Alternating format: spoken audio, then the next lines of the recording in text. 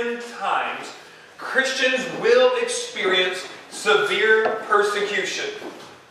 There will be times that people you don't know, that people that you do know, people that are government related, there are all sorts of people that will give you severe persecution. Now that is to come, but I'm also here to tell you it is today. It is what we experience today. It is what we've been experiencing for the past 2,000 years, only to crescendo to get more severe. What we experience today will not get better. It will not get better. It will get worse. You're a glutton for punishment if you're called to ministry and you accept. Because you will see numbers in church decline. You will see more persecutions occur. You will see more arguments thrown and slanders thrown at you. It is coming. It is occurring. It is happening. We've seen it all the way since the moment that Jesus was here, all the way throughout time, today, and we will see it increase throughout time. I don't know when the end times will come. None of us know. Many preachers preach, we're living in the end times now, but that is just as bad as saying it's going to happen tomorrow. We don't know. Every generation has had a group of people say it's happening any moment, any moment, any moment. It could happen 200 years from now. The fact of the matter is we don't know, but what we do know is it's going to get rough. It's going to continue to get rough and rough and tough and tough. This passage is specifically about the end times, but it's very reminiscent about the church's past and even its present today. There will be troubles in your life if you're a Christ follower. If you're truly following Christ, you know it because these things are going to be happening to you. Number one, they will kill you. You're like, well, I'm alive now. That hadn't got to me yet. Does killing only necessitate the body, or does killing also necessitate other areas of life? Job, relationships, finances. Don't raise your hand, but has anybody here ever experienced a death such as that? A lot of us have. This Greek word, apokatino, literally means to kill, to put to death, to eliminate, or do away with. Do away with. You're a believer? Unbelievers, people that are not followers of Christ, people that may be fans of Christ, or not even affiliated with Christ, will do away with you. And it may not have any rhyme or reason at all, but they will do away with you. And they won't care. Just a little cultural identity. People make fun of Christians all the time, and they know we won't do anything. You make fun of Muhammad, you lose your life. They don't make fun of Islam often.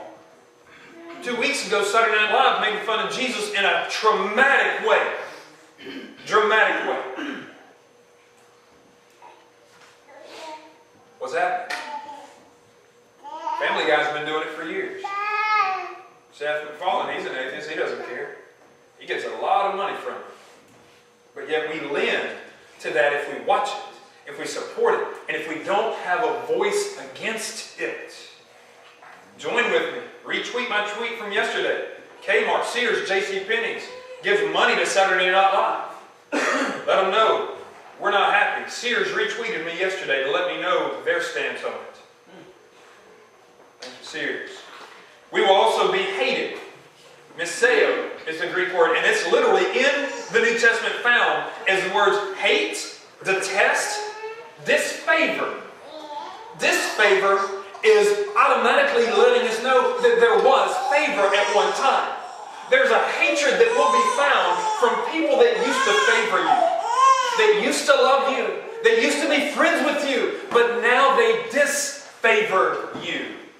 So this hatred lets us know it's not just going to come from strangers. It's going to come from people that maybe we're best friends with today. Maybe we're family with today. That maybe we know or we are acquainted with today. It will occur. Don't be surprised. Jesus had it happen to him. So we see that it's hate, detest, disfavor, disregard. Now what's going to happen with folks? We see that in verse 10, at that time, many will fall away. It lets us know that before that time, there were many that were not falling away, but many that were walking along the way. And then they will fall away. If you understand the scope of the New Testament as I see the scope of the New Testament, this is not talking about a salvific falling away, that once you're saved, then you're going to lose your salvation and go somewhere else. Because you can't help but read the first chapter in 1 Peter and say, if my inheritance is imperishable, that means my salvation is also imperishable. Because it is not I that work, but He that works it within me. It is not by my name, but His name, that nations are saved. So it is not by that, but instead of going off on that tangent this morning, we're not going there. What we're going to focus on is this fall away. It's not salvific. It's leading to the fans of Christ. Those that may act like followers, they may say all the right things, but they're really just fans. The delineation that we've been trying to make for the past 6 weeks, these fans are going to run. These fans are going to fall away. And these fans are going to be the ones that persecute the church because they can say, I know this person. I used to worship in this place with this person, and I can tell you intimate details about this person and how this person should be thrown into jail. We'll fall away. And it is kind of funny that the Greek word for this is scandalizo, for which we get the word scandal. It means to cause to sin, to give offense to anger, shock, to cause to no longer believe. These people have this head knowledge, like demons have a head knowledge. In James 2, these people have a head knowledge, but then they'll decide, I don't believe it anymore. I don't trust it anymore. And because I don't, I am now going to be an enemy of what I used to believe. Verse 11. We also see a final, or another, not a final, but another trouble. Because lawlessness is increased, or verse 11, I'm sorry. Many false prophets will arise. A Gero will arise. They will wake. They will rouse. They will wake up. They will awaken. They will raise up. They will help to rise others. If they're asleep, that means that they must be in the midst. It could be family. It could be free. Just waiting for that moment to wake up and say, now I'm an enemy. Mark 13:9 says, but be on your guard, for they will deliver you to courts, and you will be flogged in the synagogues. And you will stand before governors and kings for my sake as a testimony to them. Just in my opinion,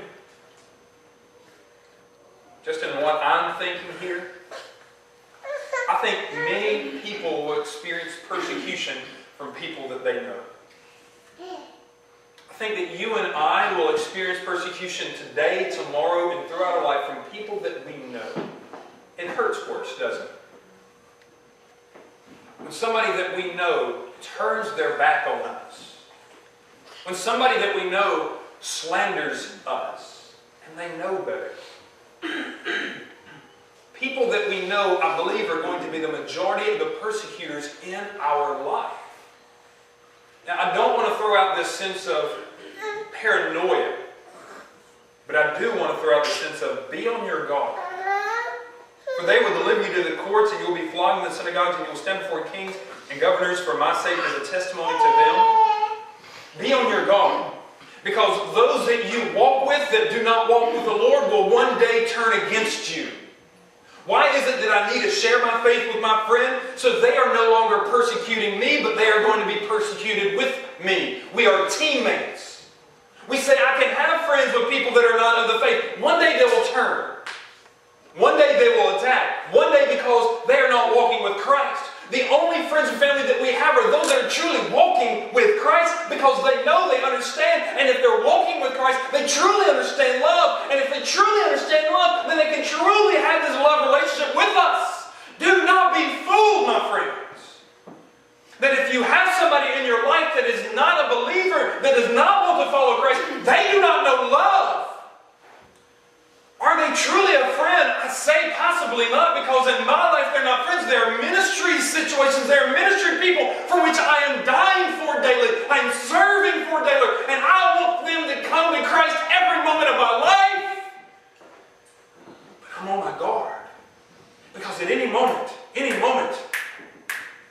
something happen in their life, and it attacks me, my family, my church, my friends, my family.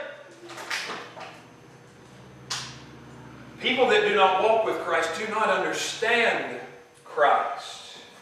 People that are just fans do not understand the sacrifice or the persecution that followers of Christ will be going through, or that we are going through. Mark 13:9, it says, be on guard. Why? Where? Within the relationships that you've got. Matthew 24:11, false prophets will arise from where? I believe there will be some that will arise within your own sphere of influence. People that you know. Luke 12:51 through 53. As if what we've already talked about is not already a dagger enough. Catch what Jesus says about this.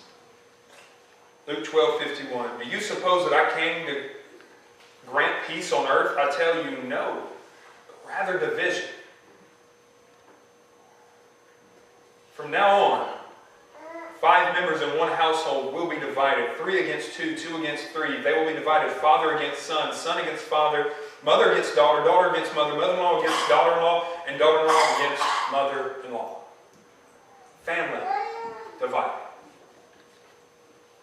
How can we see family divided even today? Because there are some that are going to follow Christ and some that do not. There's division. Christ is the Prince of Peace. Don't take this passage out of context. He is the one that gives peace, but because He gives peace and there will be some that accept the peace, there will be some that do not accept the peace. So therefore there is a division. There is no symmetry, there is no relationship, there is no connection, because with one that has peace and one that does not have peace, there is no connection. The only connection that we have is through Jesus Christ. And those that are over here on this unpeaceful road, we have got to be missionaries into their life. We've got to be evangelists into their life, spreading the good news, praying and hoping and serving them, so they will one day come to the moment of peace in their life. And then the division will dissolve. Christ was no fool. He knew within families that there are going to be some that accept and some that do not. We hear this story all the time, do we not? In Islamic countries, when somebody accepts Christ, they lose their job, their family, their culture, their country, everything. They're ousted out to live on their own. How are we any different? We are not. We just assume that it does not happen, so we live in a blind state like, oh, it's not happening to me. No matter if they are blood related, if they are not following Jesus Christ, you are not the same person. You cannot be. The Holy Spirit indwells you. The cool thing is, it doesn't indwell you to keep you different, like we're seeking some spiritual ladder, stepping up, or some kind of hierarchy. It indwells in you so you can be a witness to this person, to this family member, to this friend that does not know Him. And they will come to know His saving grace and become one with you. You remember when Jesus even said to the person that came and said, look, family members outside, He said, no, they're not my family. Here are my family. His brothers. This is my family. What did He mean? He meant because they are of one spirit. They were the same. They were living in peace. And if there was somebody biologically related to Christ, somehow, whatever, then, or to Peter or to Paul, easier thought of, they didn't accept Christ. They were not of the same family. Persecution will come. Persecution may already be here for some. Why do you go to church? People may ask. Why do you give money that you can give somewhere else? To your groceries. Well, why do you spend time teaching kids these fables or fairy tales they may ask. The reason why we do, because we'd rather die than not do.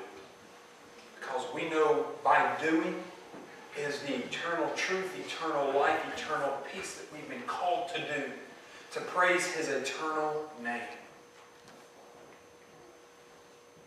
Why do you suppose that these divisions exist? Because His name, some will be following and some will not. Do you have family members that are not sold out for Christ? Do you ever notice a difference?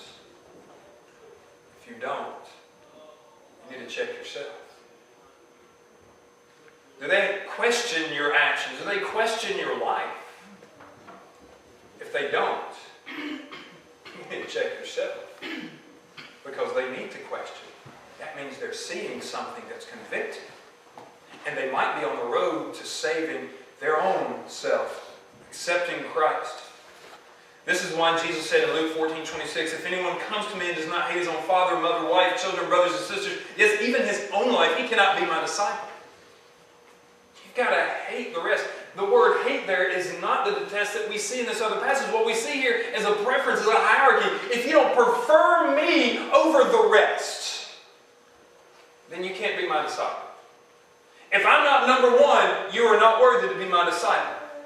Because I don't care if it's your mom, your dad, your wife, your spouse, your children, whoever they are not me, Jesus Christ. And some of us, some people, some of you, somebody, somewhere may say, wait, isn't that just egotistic for Jesus to say that? It is not, because in Him is found salvation. In Him is found peace. He has the peace. He's got the plan. He's got the rescue plan in order. And if you and I know how to get out of a bad situation, would it be egotistic to say, follow me out here to safety? It is not. It is love. It is love. That's why He says, you've got to make me first if you want to be saved. You've got to make me first if you want peace. You've got to make me first. The time will come when they will attack or go in a direction that is contrary to Christ, for which you cannot follow if you follow Jesus Christ. There will be a dividing time. And because of this, fans will leave the faith. I've got a Facebook status here if you've got your phone open. You want to status something out. Facebook status for today is, I will follow Him and He will fight for me. TiffanyBax.com. I will follow Him and He will fight for me.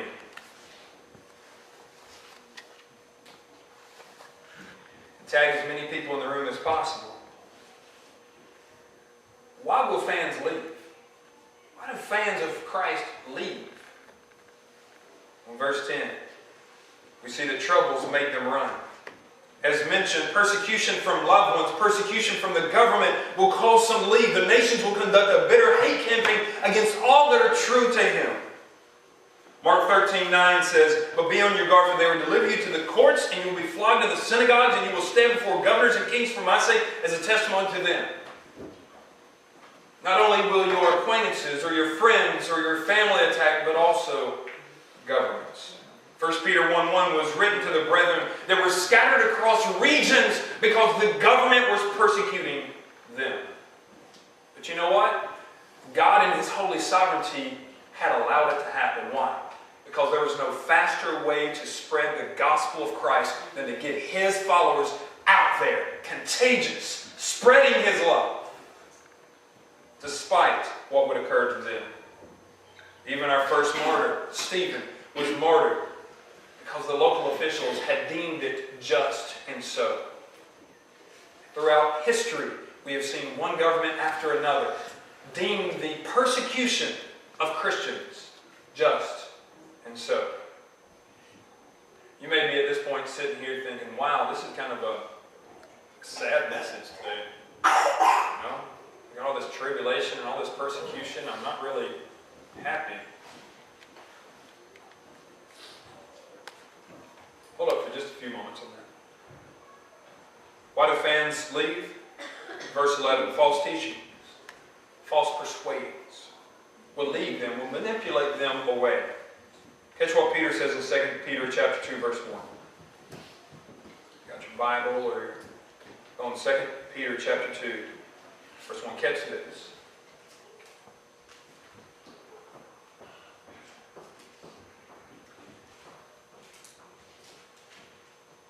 Peter chapter 2, verse 1. It's right after 1 Peter. That helps.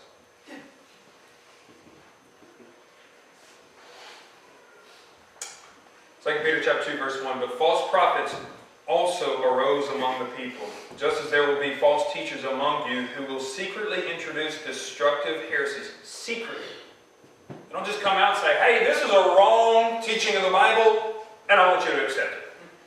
This is a horrible teaching of the Bible that really has no clout in Scripture. I want you to accept it. Hey, this right here sounds really good on the surface and makes you feel really good, but really the Bible has no founding in it. I want you to accept it. False teachers will secretly manipulate the Word to get you to believe it.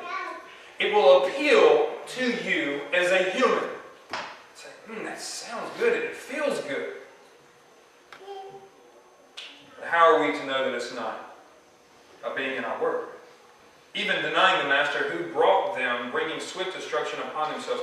Many will follow their sensuality. And because of them, the way of truth will be maligned. And in their greed, they will exploit you with false words. Their judgment from long ago is not idle, and their destruction is not asleep. Do not dare think that, man, that will never happen to me.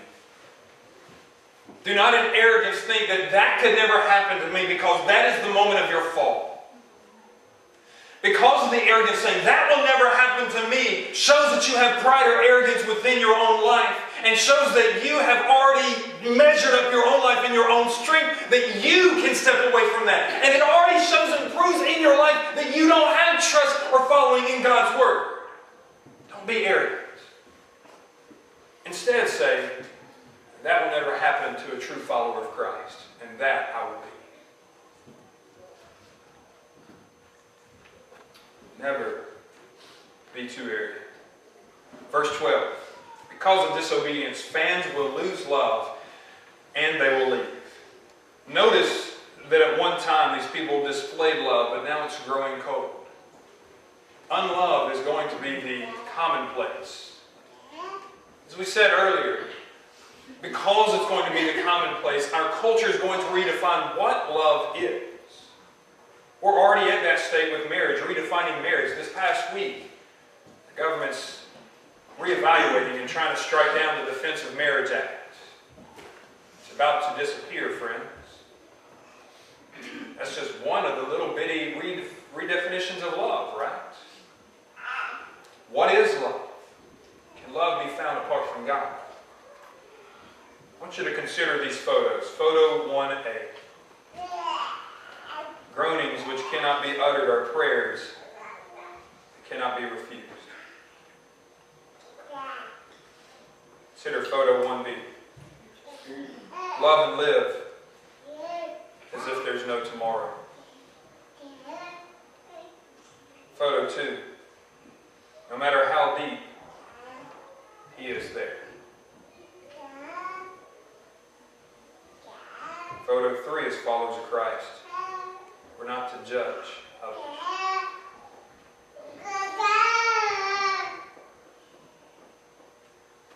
Photo 4, what does our Master say?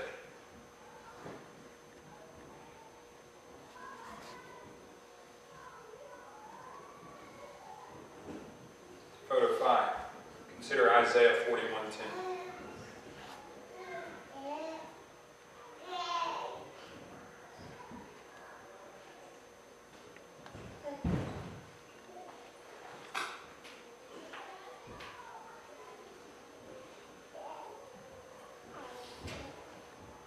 Scripture is not vacant, speaking to those that are following Christ. Notice to the one who endures. What does he say in verse 14?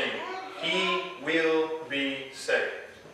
The word saved there is a popular word for saved within the New Testament, the word sozo, which literally means save, to keep from harm. He's going to keep you from harm. He's going to help you persevere.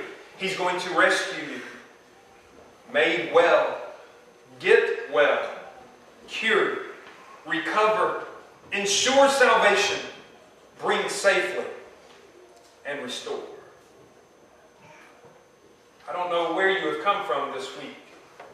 I don't know what kind of life that you've been experiencing, what kind of family situation or friend situation or job situation that you might have been experiencing, but do you need a little sozo in your life? A little restoring, a little curing, a little recovery, because the pain has been tough, the persecution has been thick, the hate has been evident. But He gives the sozo. He gives the recovery. He gives the saving when He knows the moment of saving is needed in your life. Not when you just cry for it, but He knows at the moment for which you've got to have it, and He provides. Follower of Christ, do not reject, do not neglect the sozo, the Christ, the salvation, the superiority of Jesus Christ, that He saves us. He keeps us. He rescues us. And He helps us persevere in whatever it is. Do not forget, it's not this world, it is not the people of this world, the families of this world that keep and save and protect us. Our hope is in Him. Is it? As followers of Christ, our hope is in Him. If you're a fan of Christ, your hope is in someone else. But as Christ followers, our hope is in Him, because people will let you down. What are we saved for? Verse 14. The gospel of this kingdom shall be preached in the whole world as a testimony to all the nations. And then the end will come. Why does God want to rescue you from persecution? Why does He want to restore you from persecution? Why does He want to heal you from persecution? Because you're one of His. And being one of His, He wants you to preach His story and to be the ambassador of His story. It doesn't really fit that well if you're an ambassador and you're broken and bruised and you can't speak because you've been persecuted and you have no healing. It doesn't say much to the one that you're the ambassador for, does it?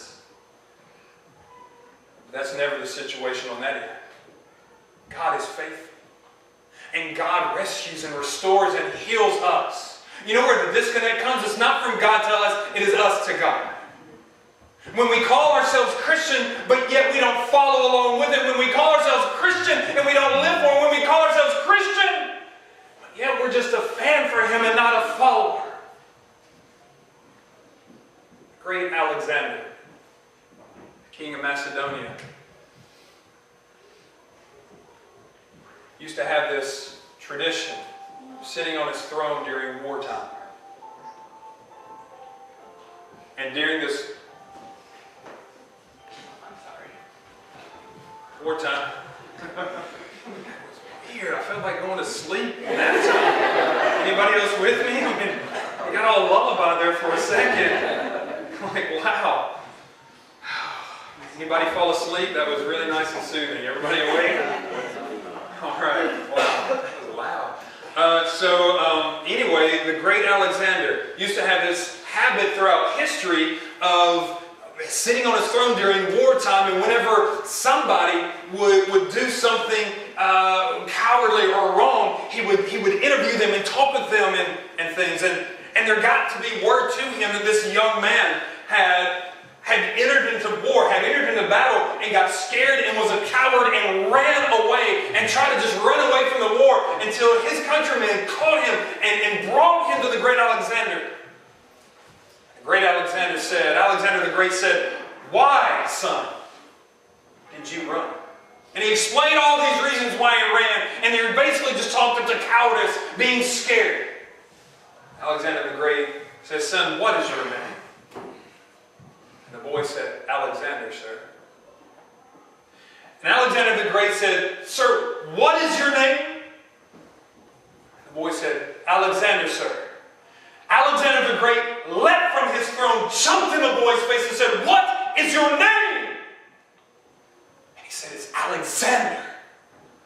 He said, "Boy, change your life or change your name, because no one with that name can be a coward. Change your life or change your name, Christ follower. Either we follow through the persecution or we do not. Change your life or change